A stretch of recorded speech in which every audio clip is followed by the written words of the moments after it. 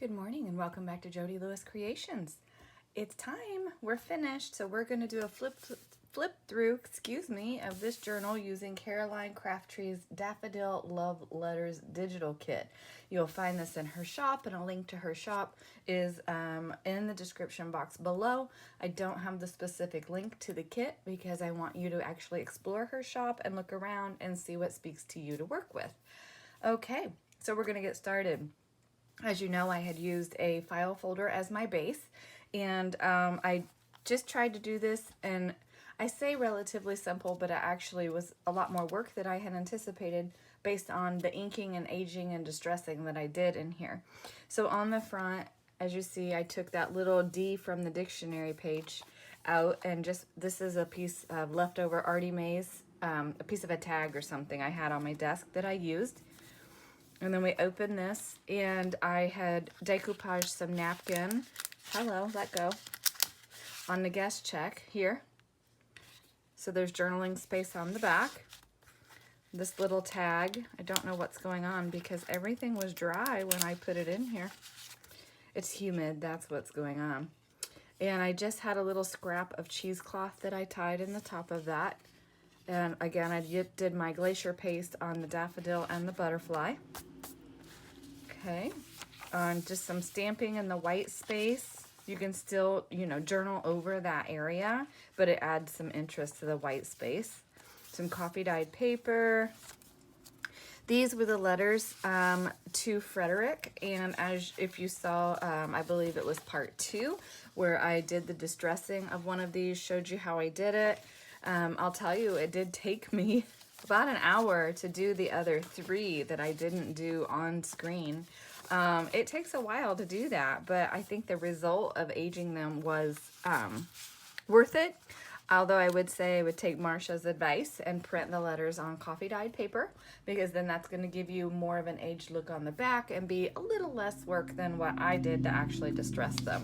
But you do what makes you happy. It made me happy to ink them and do all that, but if I were to print it again, I would do it on coffee dyed paper. Anyway, all right, just some more stenciling and stamping on that white space for interest. In this pocket, we have a page of the, I'll have to ink that. I don't know why everything is sticking. Everything was dry when I put it in here. It's so weird. That's okay. It's, it's just interest because it's 1800s love letter journal, right? So it's going to have some blemishes. Goodness. It'll be all right. Anyway, this is a page, and the other half of one of the pages that I used in here, and I just backed it on some coffee dyed paper.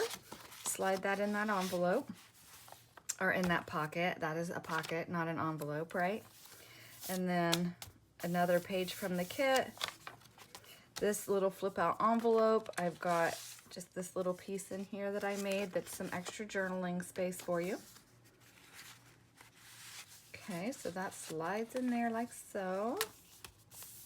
And I didn't cover this because I thought that's a lot of really nice journaling space there as well. Okay, oops, I skipped a page. There's the center of our signature.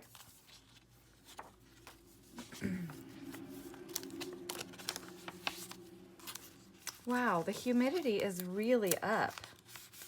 None of this should be doing that. That's so weird. Okay, another piece of that napkin that I decoupaged. Now this is just on a piece of the scrap file folder from making the cover. And this was one of the images from the kit that I just inked on the back. There's a little journaling card. And then here, I did this after I finished filming yesterday. This is a remnant piece of one of the pockets, I believe. And here I made a little flip down for journaling space. Okay, and that just tucks under. That's a little piece of the washi strip that's in the kit with a little piece of coffee dyed muslin and an Artie Mays word. And then on this side, I did a little bit of napkin on the back side of the paper clip there with an Artie Mays phrase, and then another one of the little journaling cards from the kit. So that just slides in there, and that is a hidden paper clip, so you could move that or do whatever with it. On this side, we have the letters to Daffodil tied in our little yellow ribbon. And that's just a pocket here. Okay. And then back here, we have, this is from the kit, and then this is a Tim Holtz stamp. I just made like a little label. So that's some extra journaling space. And in this is our little, another envelope with more coffee dyed paper. And again, that's extra journaling space for you with our little paper flower and lace. And I opted to leave this alone because I just think it looks really nice. You know, I had contemplated covering it, but I've decided I'm going to leave it as it is.